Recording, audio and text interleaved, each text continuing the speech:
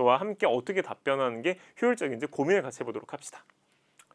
자, 다시 한번 소분을 해봤습니다. 그래서 직무지원 동기입니다. 여러분들 이걸 보실 때는 소위 말해 주황색으로 표시된 부분은 여러분들이 스크립트를 구성하는 논리 단계로 보시면 좋을 것 같습니다. 그리고 하얀색으로 표시된 건 이렇게 얘기해 보는 건 어때요? 라는 제 추천인 것이죠. 그래서 그렇게 구분해서 각 이제 문항에 필요한 것들에 맞춰가지고 제가 좀 컨텐츠를 구성해 봤습니다. 자, 첫 번째, 당연히 우리가 비즈 프리테일을 이제 대응해서 면접을 보실 때는 그 직무를 왜 지원했는가에 대한 명확한 해명을 해야 합니다. 여러분들 혹시 어떻게 생각하고 있는지 궁금합니다. 직무지원 동기를 어떻게 할지. 저는 이렇게 3단 논리로 설명을 했으면 좋겠습니다. 즉, 아니 왜 이 직무예요? 왜 SC, 우리가 SC가 메인 직무니까 왜 SC임? 왜 영업관리임? 그러면 저는 이렇게 할 것 같아요. 제가 가진 역량의 총합 혹은 제가 걸어온 그 과정의 전체적인 과정이 그 SC, 영업관리를 향한다라는 분명한 확신 때문입니다. 그리고 시작하는 게 좋아 보여요, 여러분들. 기본적으로. 왜냐하면 이걸 직무지원 동기를 기업이 물어본 가장 큰 핵심 이유는 야, 너 어떤 역량들로 구성된 사람이야? 를 물어본 것이기 때문에 제가 여러분들이라면 첫 마디 자체가 내가 가진 역량, 내가 걸어온 이 과정의 총합이 제일 이 SC에 근접하게 살아왔기 때문에 SC를 선택했어가 가장 현실적인 답변이죠. 그러니까 뭐 물론 영업을 아예 못하는 건 아니야. 근데 사실은 저런 형태의 영업은 한 70점이고 나의 접점이 너네가 99점이야. 가 정확히 전달되는 게 중요하다. 그게 그들이 듣고 싶어하는 답이기 때문에. 그럼 이제 요 한 문장 처리하고 얘기가 나오겠죠. 그러면서 저는 좀 병렬적으로 나열했으면 좋겠어요. 제가 경험했던 어떤 경험, 제가 가지고 있는 지식적인 강점, 그리고 제가 중시하는 소통 방식, 그 다음에 제가 기본적으로 가지고 있는 성격, 이런 것들의 총합이 사실 SC에서 요구되는 것들을 그대로 갖췄다고 판단하였습니다. 인 거지. 그 다음에 뭘까요? 이를 통한 그러한 역량들의 조합을 통해서 분명한 시너지를 낼 수 있다. 혹은 뭐 뒤에서 우리가 좀 살펴볼 이 직무에서 이뤄낼 포부가 분명히 있기 때문에 이 직무를 자신감을 가지고 지원했다. 상황에 따라서는 요 설명을 하고 좀 어떤 과정을 통해서 특히 뭐 어떤 역량이 메인이다 이런 설명할 수 있겠죠. 그래서 다시 이거를 보면 직무를 왜 지원했어요? 제가 가진 역량의 총합이 이 SC를 향하고 있기 때문이다. 그래서 저는 어떤 경험, 지식, 소통, 성격 쫙 나열하면서 그것들의 총합이 SC에 요구되는 거 일치낸다. 여기서 끝낼 수도 있고 필요하면 뭐예요? 특히 그 중에서도 어떠한 역량은 어느 과정을 통해서 길렀는데 SC를 수행하는 데 있어 가장 핵심이라고 판단했다. 이러한 역량들의 조합과 이러한 역량들을 기반으로 해서 저는 이 직무에서 어떠한 것을 이뤄낼 수 있다는 분명한 확신을 가지고 지원했다.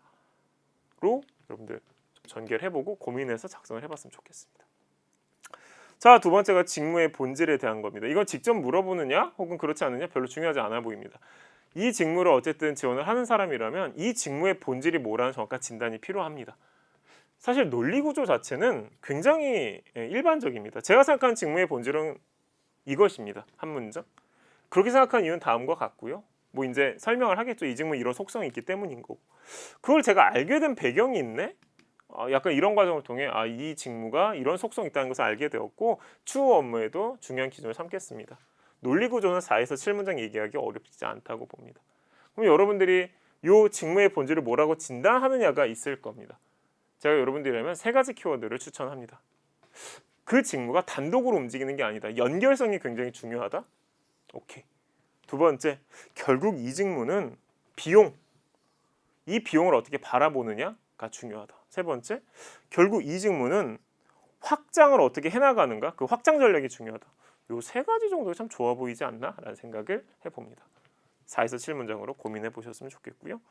자, 세 번째, 마찬가지입니다. 여러분들 꼭 답변으로서 질문을 잘 수행하는 사람, 이거 진짜 많이 물어봅니다. 실제 현장에서 그동안 많이 물어봤던 건 사실이고요. 직무를 잘 수행하는 사람의 특징이 뭐라고 판단하느냐라는 것이죠. 근데 뭐 따지고 보면 직무 전문성이 있다라고 주장하는 입장에서 이거를 말을 못하기는 좀 쉽지 않죠. 그죠?